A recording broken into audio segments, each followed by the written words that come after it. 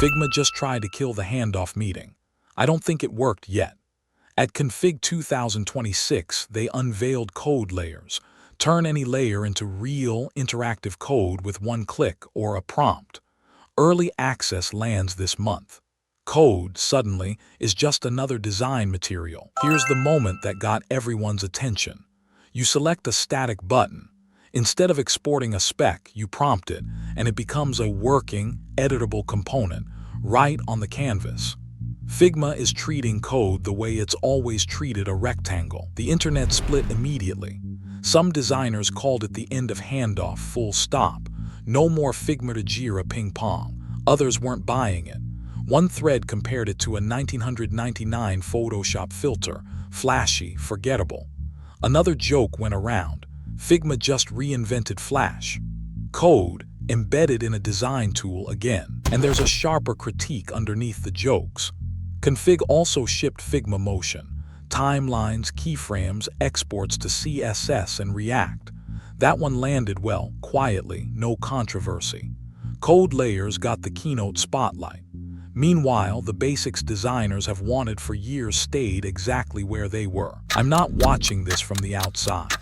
I already ship production React straight from Figma, using my own pipeline. Figma MCP feeding cursor, feeding Claude code, with an agent file and a skill file that hard-code our brand rules and our accessibility rules into the build itself. So I've got a pretty specific lens on what code layers actually changes. Here's problem one. One-click code is not a token pipeline.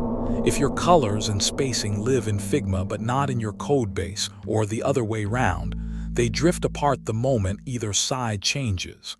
Code layers can generate a component.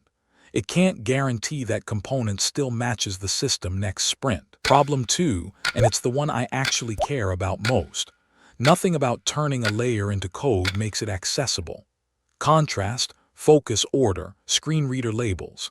That has to be a deliberate step you build into the pipeline, the way I do with my own agent and skill files. Not generated and trusted blindly. This is the same fight I've been having for years, under a new name. Handoff is where design dies, and code layers narrows that gap. It's a real leap for prototyping. It's just not a replacement for a system that lives in both Figma and code on purpose. So use it to prototype faster, explore faster. Go for it. Just don't let a generator make your accessibility decisions for you. I'm Denuwan. I post one UX reality check every day.